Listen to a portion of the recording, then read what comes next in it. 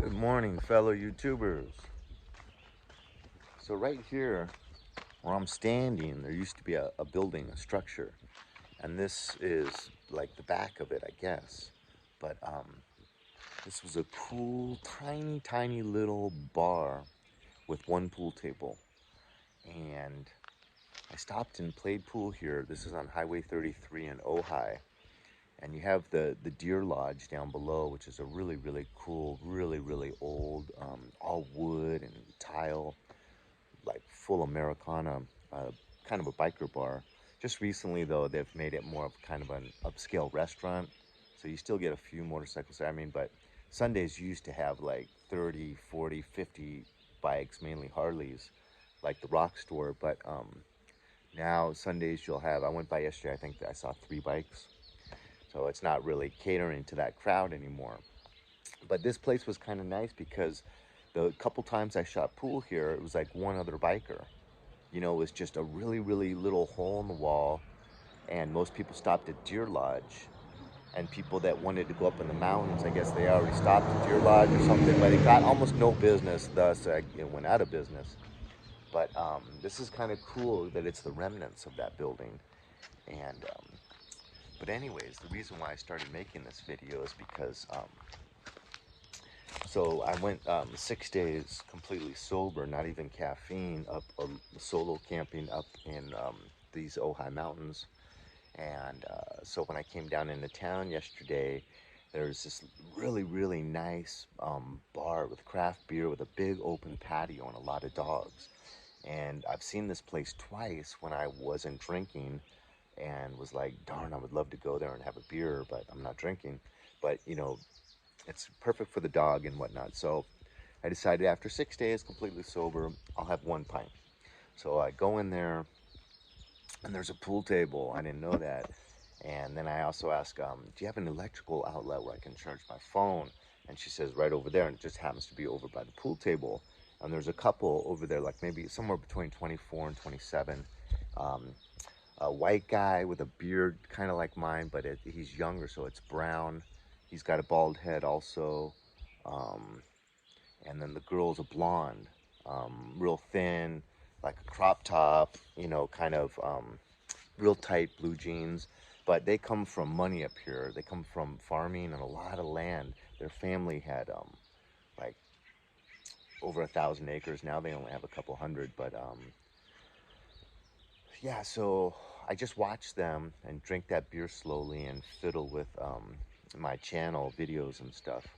And then right when I'm getting up ready to go, they're like, "Hey, why don't you play us? Get in a game of Cutthroat with us." And I'd say, "Oh, I was about to leave, but all right."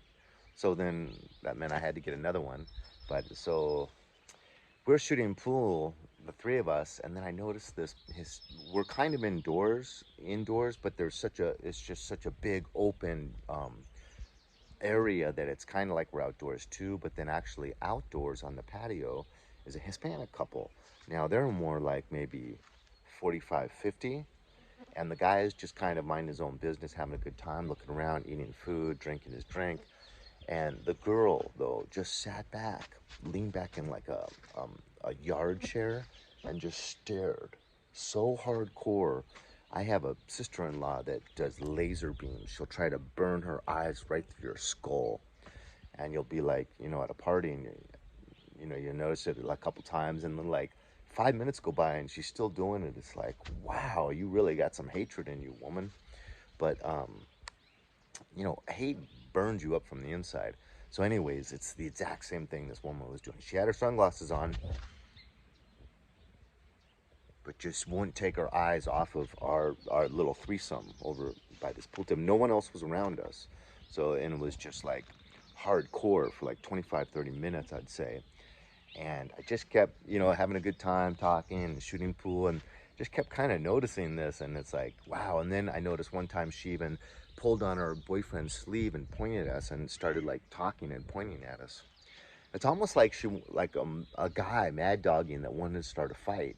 It's almost like she wanted me like to go and say, you know, like, did I offend you, or what's the problem? You know, it was strange. But I've always kind of felt some strong feelings of dislike, not from most, but from many African Americans.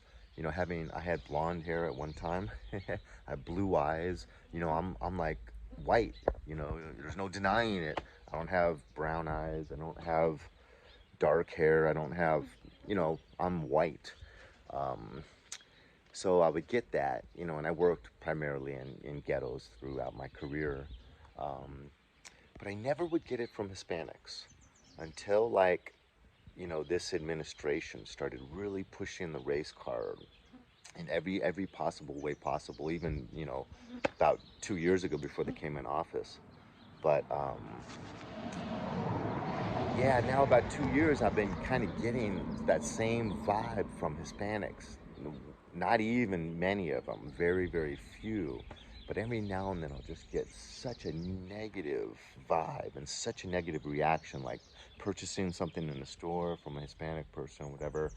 And I think it's so wrong for this party to think that they can do that to people and put hatred in their veins just so they can stay in power. You know, it's wrong. Um, and now they're also, Biden, I saw yesterday, was talking about how, to keep your children safe and healthy and happy, you need to transition them if they don't feel comfortable. And he was really pushing that.